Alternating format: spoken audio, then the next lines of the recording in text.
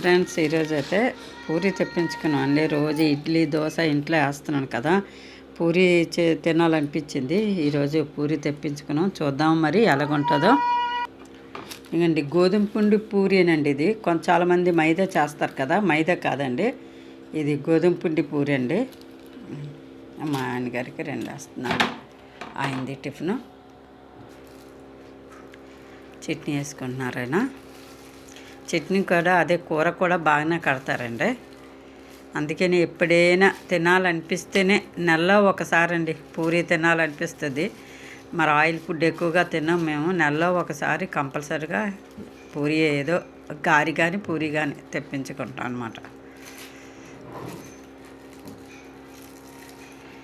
అదిగండి కూర పూరి నాది, ఈ 2 నావన్నమాట.